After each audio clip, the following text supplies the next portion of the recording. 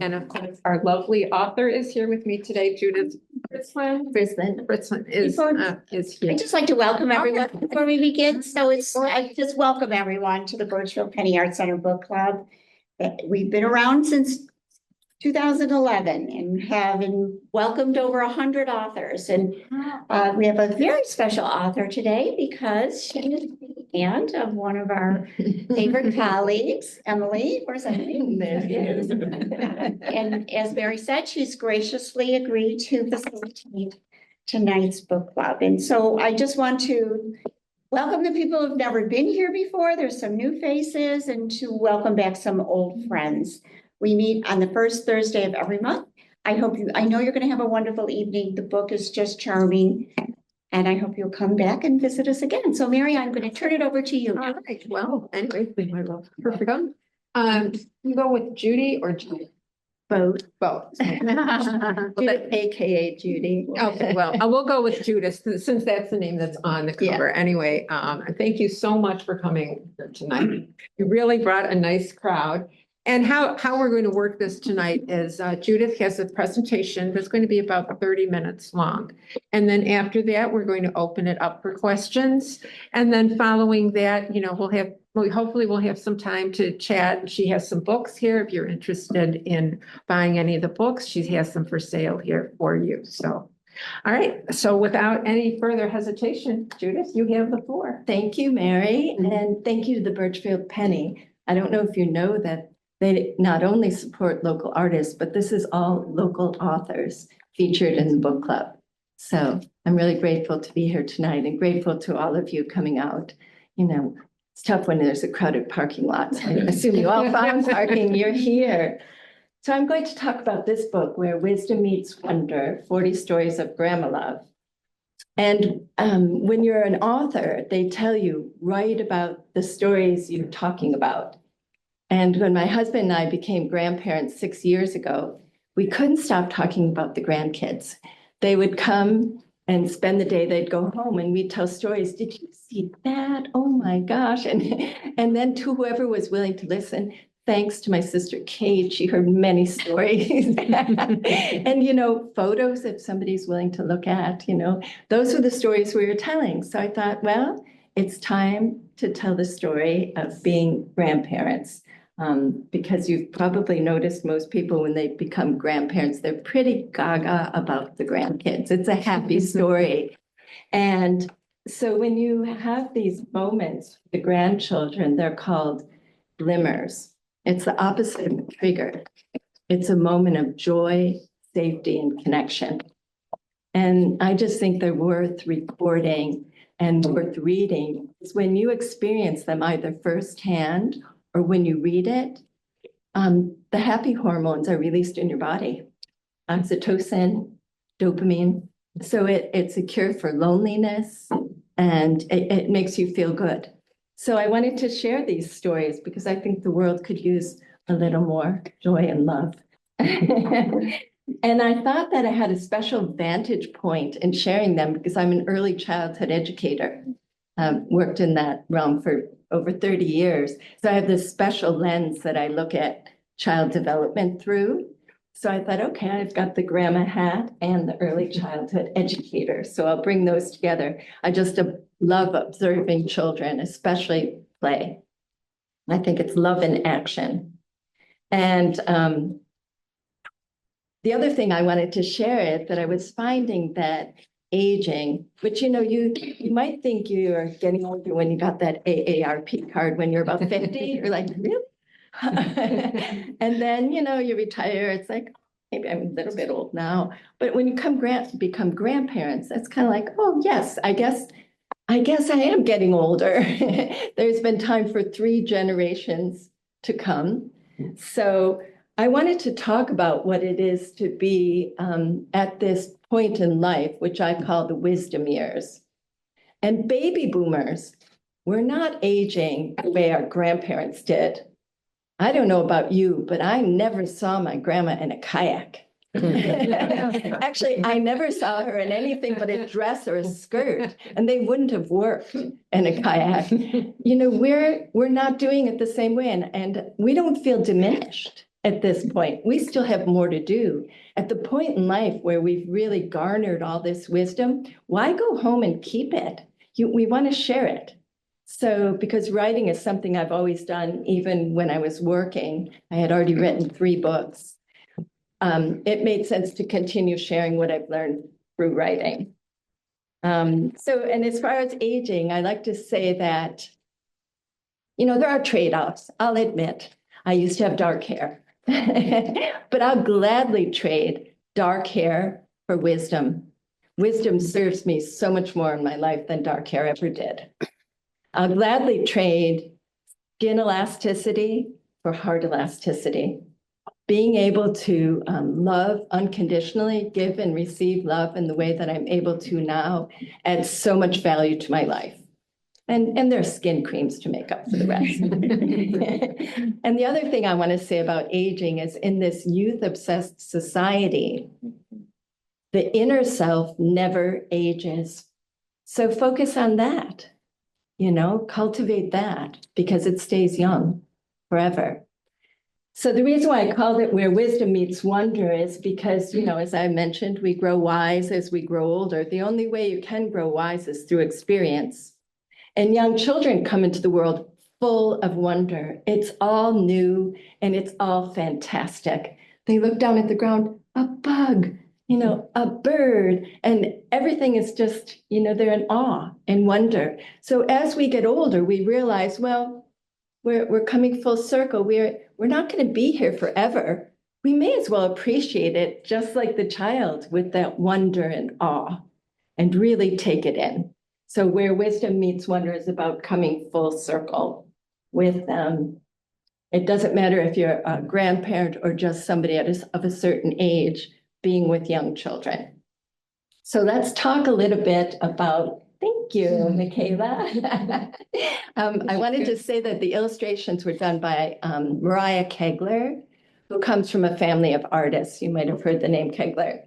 So Mariah illustrated the cover, and there are 6 of the 40 stories, and I chose 40. It was actually kind of random because every book I write, I have a certain place where I write it. And this book I wrote with pencil in a notebook at the kitchen table. And then I transposed it onto the computer. And I was talking to a friend and I said, well, how do I know when I'm done? Because the stories are, every day there are more stories. She said, Judy, go for 40. And it just sounded like a good number. So I decided, okay, I'm done when I reach 40 stories. So that's how I got the title. And then this chapter is called Team Omi and Opie. And I'll tell you a little story about that. When our daughter Dasha was pregnant, everyone started asking, what will the child call you? And I said, Grandma. That's what I called my grandma. And I thought, of course, I will call myself Grandma. The child will then call me Grandma. And they said, no, the child will choose a name for you. And I thought, really? I wasn't buying it. So along comes the firstborn, and he's about 2 years old, and he's so delighted he's at the age where he can start naming things, walking around and pointing and naming, and it's a very exciting moment in language development.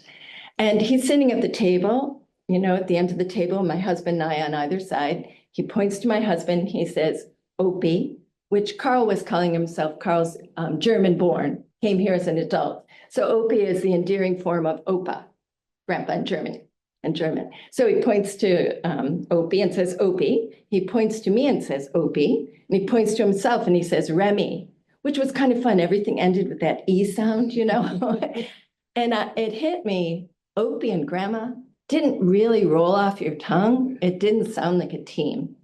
So without skipping a beat, and you'll do just about anything for these grandchildren, including changing your name and being proven wrong that everything your friends told you is right. Immediately, I pointed to Carl, Opie, Omi, Remy.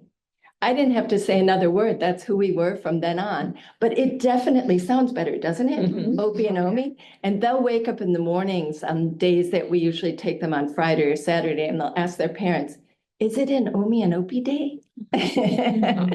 So yeah, they were right. The child named me, and I'm really grateful. I love being called Omi.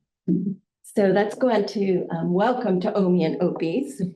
inside our home on a credenza, we have a little ceramic bowl where we plop the keys when we come in. So when the firstborn was, I don't know, 2.5 or so, he would take a chair and he'd push it over to that table and stick his hand in the bowl of keys. And he'd find my husband's keys and he'd pull them out and come down and walk over and deliver them to him. And yes, we were delighted. He recognized not only the keys, but which ones were, Opie's. And so anyway, that was a fun little game. And then Carl would say, can you put it back in the bowl? And he would. And this was also delightful. And then one day he put his hand in the bowl and he pulled out, that one key that you have no idea what it's for, but you keep it in the bowl because the day you get rid of it, the next day you'll figure out why you needed it. So he found that one key. It wasn't on a chain. It wasn't connected to anything. And he started walking around with it, sticking it between the door frame and the door and playing with it like he was unlocking doors.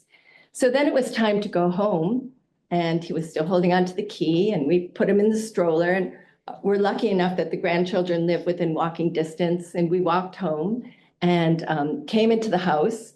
And it turns out mom and dad knew something about keys that we didn't, because they walk around with an encyclopedia that they reference often. Turns out old keys have lead in them. And lead is transferred transdermally. So immediately they removed the key from the child's hands. And so Remy learned something, and so did Omi and Opie. And there was no more playing with keys. So the next time the little guy came over, he pulled the chair up to the credenza and he took that bowl of keys and he pushed it as far away as he possibly could. So he wouldn't, be tempted by it. And we're also very delighted by that. So that's the story of Welcome to Omi and Opie's. Now, that when Rem was about 3 and his little brother was 1.5 years, we bought a little lake house on a spring-fed lake outside the city. We bought it in the middle of winter, about February. And my husband was really excited about it. And he used to go fishing when he was a child. So he started telling Remy, we have this new place and we're going to go there and we're going to go fishing. And so he wanted to know, of course, when, because, time, children have no sense of time. Everything is now, isn't it? And so he would stand we have a big glass window in the kitchen. He'd look into the yard and he'd say, I want to go fishing, as if fishing had about 6 syllables in it. It was really that longing that you draw out things. And so we thought, gee, how can we explain this? So he said, well, when the flowers are coming up in the garden, it will be time to go to the lake house and we can go fishing then. So then it was maybe the end of March, crocuses, snowdrops. And of course, we cited those. Is it time to go fishing? Oh, well, more flowers. We have more flowers in the garden. I was thinking more along the lines of May, but I went for another measure. I said, actually, after about this much time goes by, okay? So he kind of broke that. He was like, okay, that in this much meant something to him. It's longer than this much.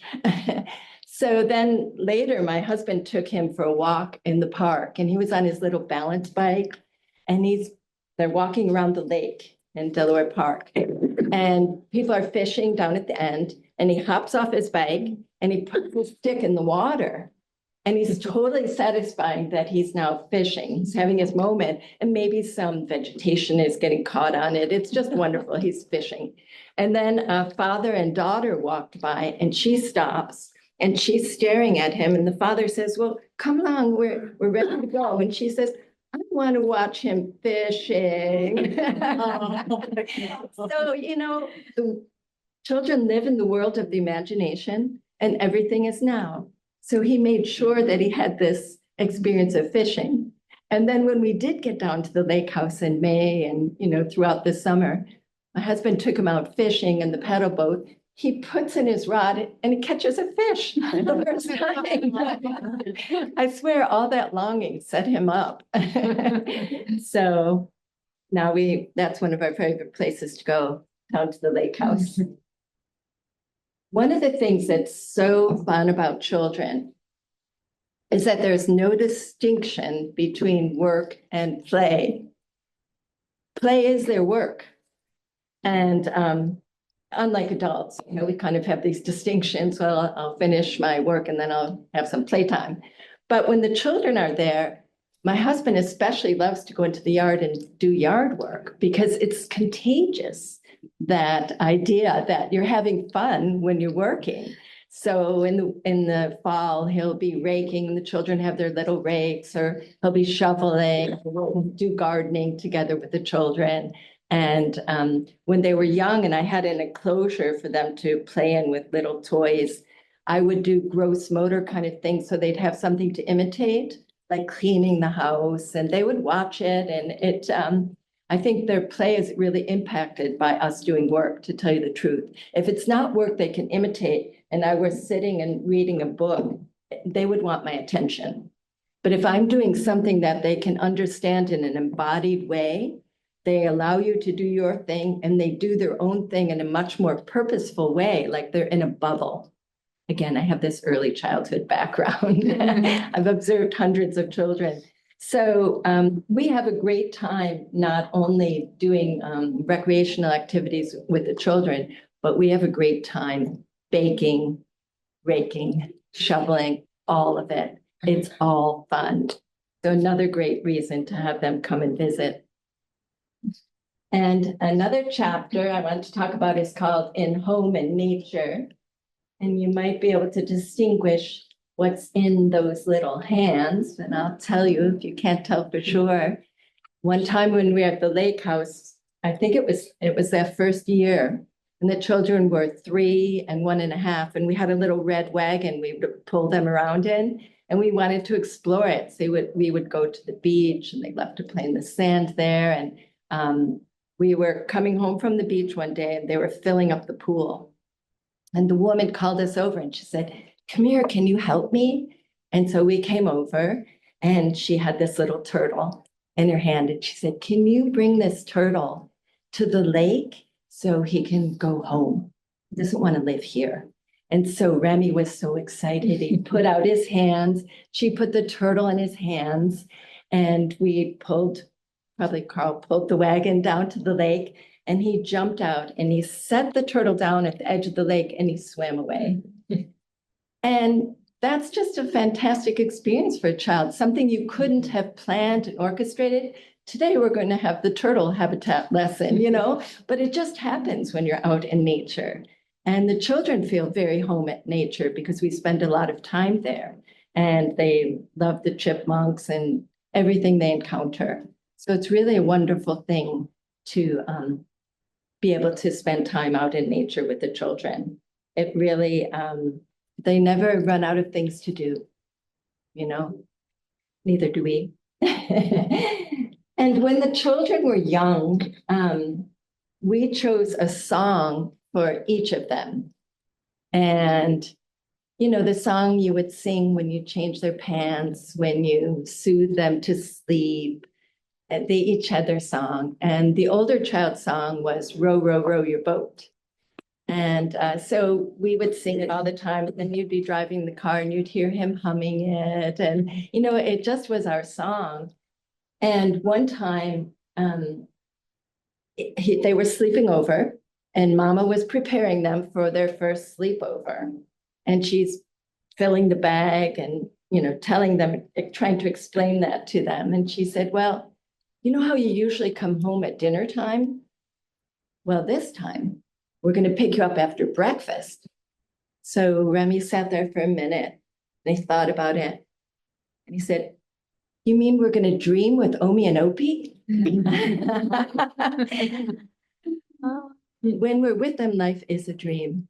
It flows along rhythmically. It's not so structured, but it has a beauty and a certain quality to it that's really special.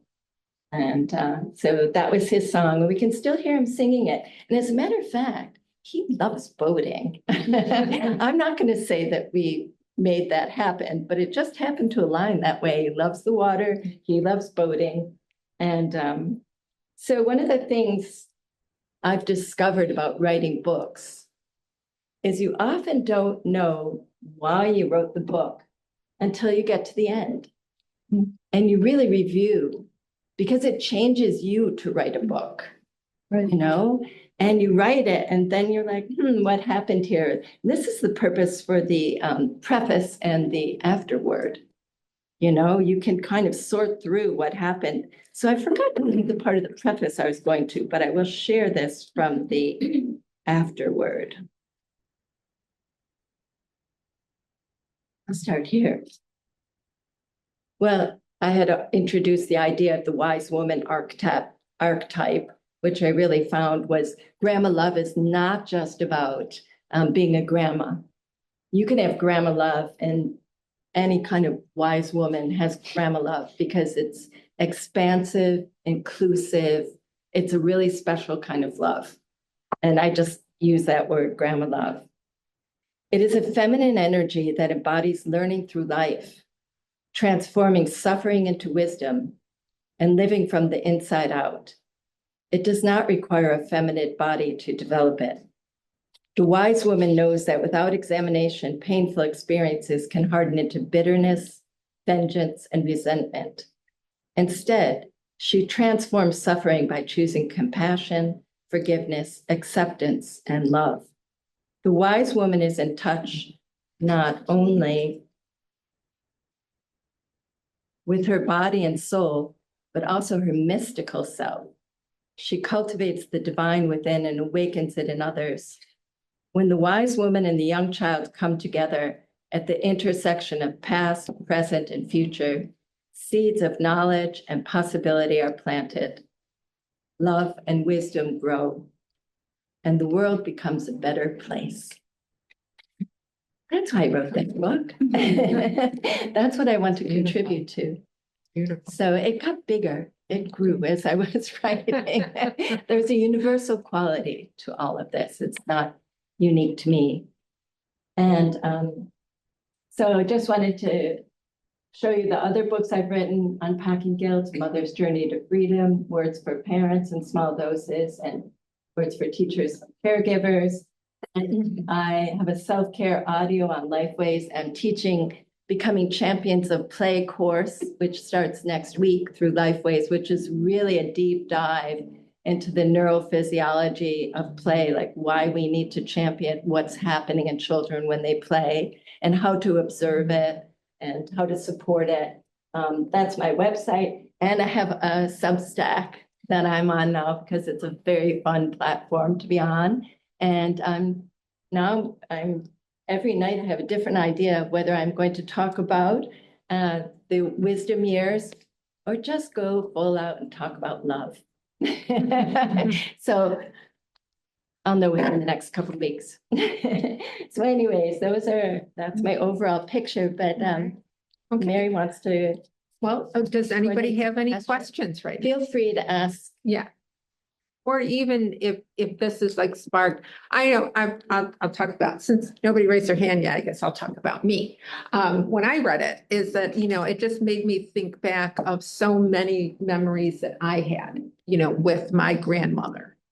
And not so much my grandfather. He was not, he was in the picture, but not really. But I still remember my grandmother. When you talk about the dress, that's all I ever saw her in was that dress, and how she would take us outside because they had a farm and we lived in the city, and she would take us out.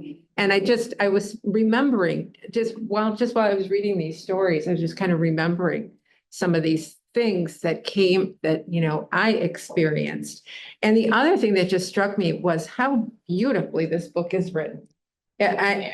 If you haven't read it, and I know those who have will know what I'm saying, is that you see everything she writes about. I have a definite picture in my mind of what your house looked like, what your time at the lake looked like. I could really see everything that you wrote. And that's what made me enjoy it so much, is that I could see the keys in the bowl on the table. It was right there. So yeah, I really did, appreciate that. Now, let me ask you this. Now, your relationship with your grandparents. Did Yeah. that come through as you were writing this? Yes. Do you also Thank have you. those kind of memories? That's a really good question, and I write about that a little bit in the preface. Yeah. I adored my grandmother, and there are 8 children in my family, and we all did, hands down.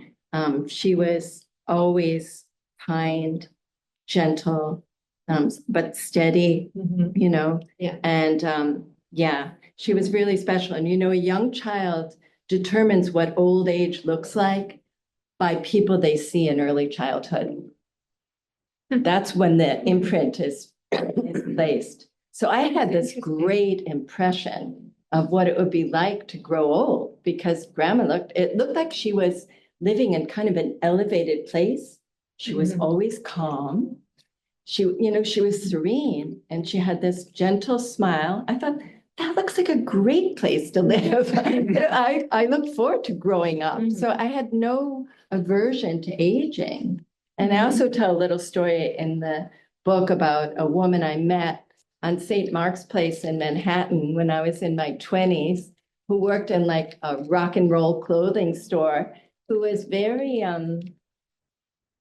she also had a very special quality. And everyone she saw, she called them honey or dear. She felt like she was a grandma to all of us. And again, I looked at her and I thought, and her name was Angel. She was the first person I ever met named Angel. And I just said, that looks great. So I never had this idea that growing old was going to be something to fear. Yeah. Yeah. Yeah. Yeah. So, I got that from my mother yeah. more so than my grandmother. Was from, because she was a working woman. She was a teacher, and I got so much from her, not because I would see her more. My grandmother, I would only see maybe twice a year, but, but she would always make it worthwhile. But we knew too, she had been a teacher, and she was really, really good with us when we go out to the farm. She made sure that we had things to do and things like that. But yeah, I just really think that that's one thing that I really was interested in, is what your relationship was. Yeah. And if those kind of memories came back to you as you were writing these. Absolutely. Absolutely. I couldn't wait to be a grandma. That's why I was really happy to use the name grandma. Yeah.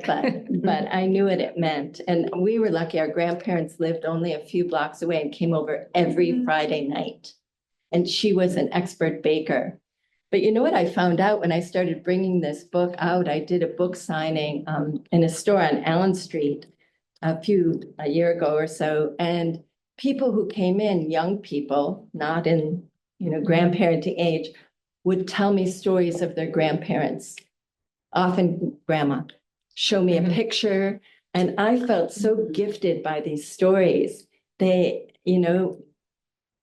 I haven't met anybody who had a problematic relationship with their grandma. I have met people who had problematic relationships with their mother, more so than with their grandma. Grandma, you have that little bit of distance. You're not the front line. You don't have to do all the heavy lifting. You watch the child during the day, and when they're getting tired at the end of the day, they go home. You have a full night's sleep. You see them the next day resting. Yeah. It's a whole different deal. It's like the best do-over ever. Yeah. It really is. So Yeah, so grandparents have an impact lifelong. And that's the other thing about early childhood education. You're not educating children to pass a test at the end of the year. You're educating them to have a good life. It's about a foundation for life. So really that changes your perspective. You really want to be this person worthy of them imitating, because they will imitate you, and it leaves this imprint. So they draw out of you something really extraordinary. Right.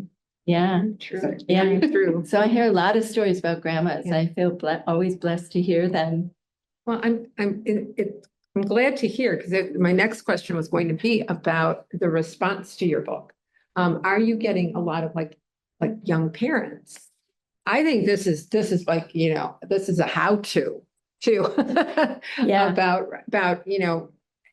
an aspect of a young couple married, having their first kids, of how to deal with grandparents, like you mentioned that in some places of the book about how you have to keep that, be together, but keep that distance and the sort of some of the obstacles that, you might have and what they might have. It's true, because obviously, by the time you're grandparents, you have more experience. You're Right. just older. Yeah. You've done it longer. And young parents are just developing their authority. So it can be a little bit tender. So you have to be careful that you don't poke at it too much, that you bring it, you say, do you want to hear what I think about that? Ask the question. Are you interested? Not assume, I know about this. Let me tell you, who wants to hear that? Yeah. Nobody. So yeah, you want to keep the relationship good and open. And usually the best thing is modeling. They see how the children behave at your house and how you handle them. And they go home and, they might have learned something, maybe not, but you do have to be careful because they are the authority. And we had to go through it. I was young once and you learn through experience. So any more questions? Any questions? Yes, Manya. Well, first I was thinking, one thought I often have is who is the I am that I am?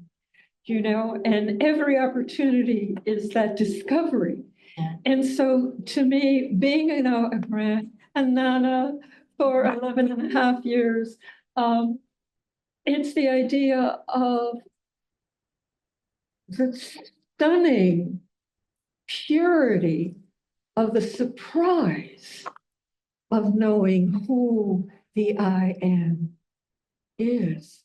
And so, we know life is a mirror, but until we have that precious communication, and of course, it all begins with their little babies, and my grandson is Alexander of Alexandria, Virginia. I call him Alexander, the Glee of Alexandria, Virginia. So it's a long distance relationship that many times was just FaceTime.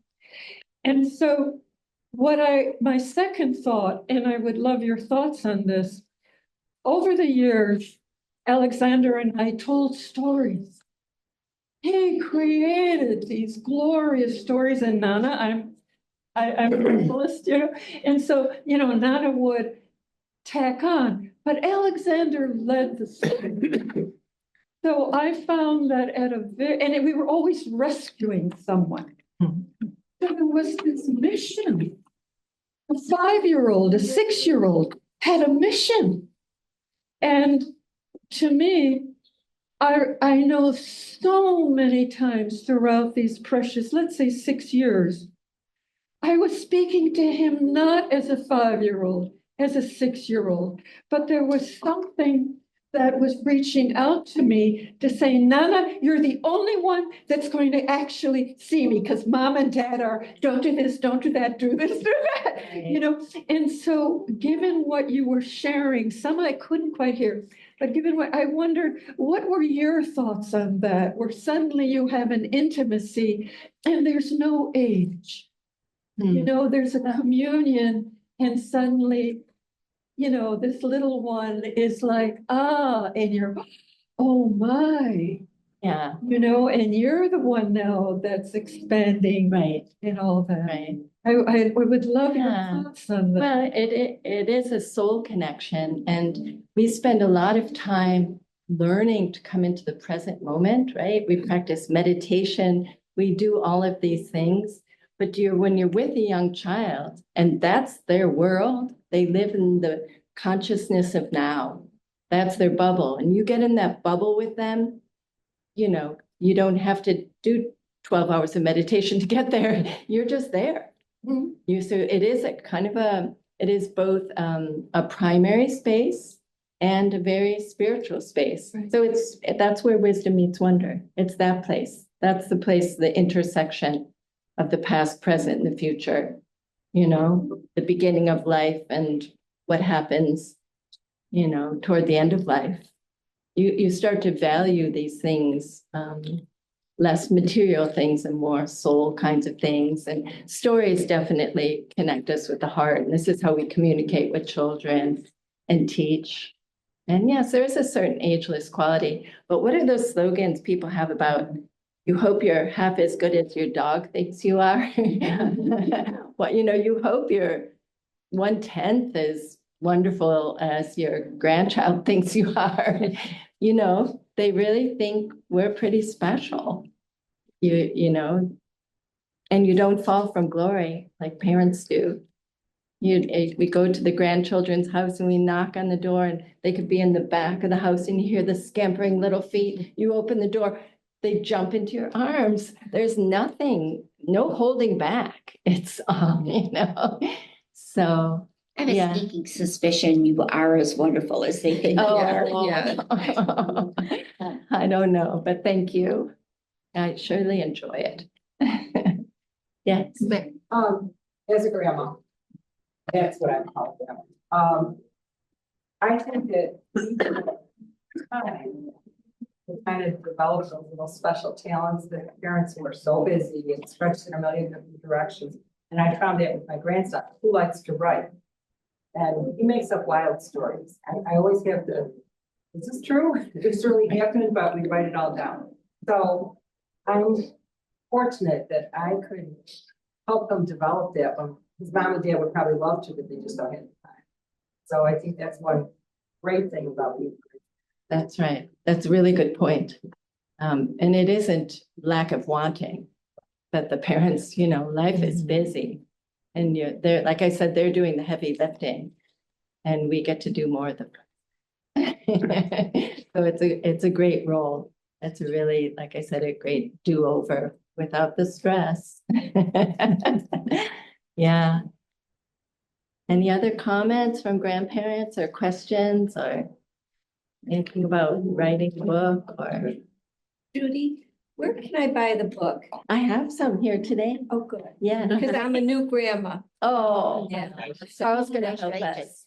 As soon as we break here, we can set up and Carl's gonna help sell the book. And the refreshments over there. Anything else? Help you? I just had one other comment on it, because I'm not a grandparent. I never have been, and I'm never am going to be one. But so many of like the messages that you have in the book, it applies to everybody. So if there's anybody else here who is not a grandparent or never has been one, like me, still, I enjoyed reading it because I love reading the stories. They were delightful, they were charming, they were all of that. And they did, it really talks a lot about your own self, about, again, always making sure that to me, I get excited at, I do tours at City Hall. I get excited every time I do a tour, go up to the observation tower and I look out over the lake because every day it's something different.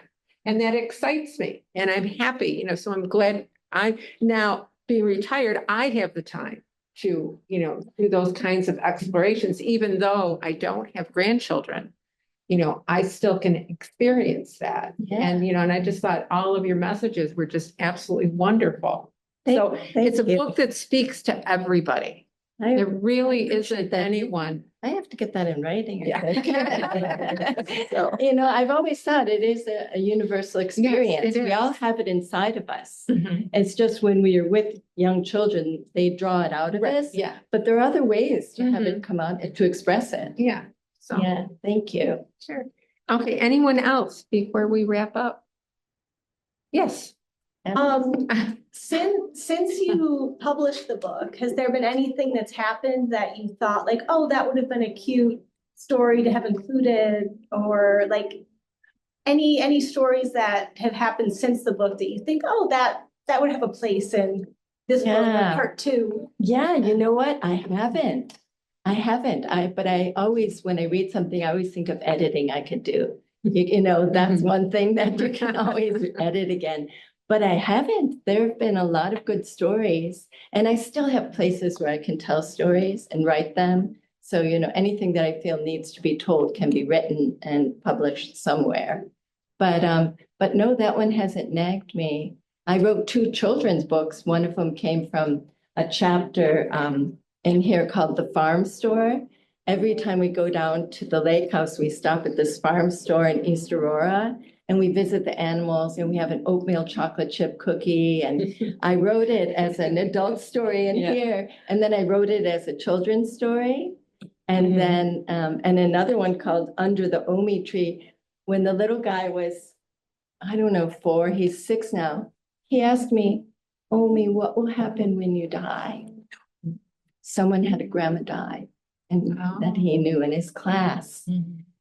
So I thought about it for a minute and maybe more than a minute. And I said, well, it's kind of like the trees, they lose their leaves in the fall and then they come back in the spring. And I kind of left it at that, you know, I wanted a hopeful message. So he takes that away and he started saying, so Omi, when you're a tree, I'll come and talk to you and I'll bring you presents and this is this ongoing conversation about when I'm a tree. So I wrote a children's book about talking about death called Under the Omi Tree. Oh, that's great. Yeah. Yeah. So I've taken the stories and brought them into a different form. But yeah, that was a good one I had to tell. That one didn't make it in the book, but I thought that was one I want parents to have available to them because who knows Yeah. how to talk about death Right. to young children. You know, they want the story that's satisfying, Mhm. not the one that's just, you know, concrete and logical. That won't serve Yeah. them. And those kind of things usually come right out of the blue. Yes. And I know that from nieces and nephews. Yeah. And all of a sudden they'll ask a question. I know, and you're never Yeah, prepared not for it. prepared for Yeah. it. So that, but, you know. Yeah, that was a good question. Yeah. Your stories can never end because as they're growing, Right, you'll have more and more stories, maybe a different age. That's So right. you may have to write some That's later. right. Another- I agree. Yeah, yeah. They are definitely fun to record because you get more pleasure. You know, Oh, you get yeah. pleasure the first time that you experience it, but then thinking about it later and you do pre-writing, you're a writer and pre-writing, and then you sit down, you write it and you get to get pleasure and then you share it and people share their joy. I mean, it just starts this. So thank you for that. You know, if you're a writer, you know, that's just what I do. I sit down every day and write. Yeah, and there's no shortage of material if you allow your life to be your material. No shortage. And if you want a good laugh, just pay attention to yourself. It's like, oh my gosh, I did that. Any other questions? All right. Well, then I guess we will wrap up. Okay. Judy, thank you so much for coming. Thank you so much for coming. being here. All Joy. of Such a you. like-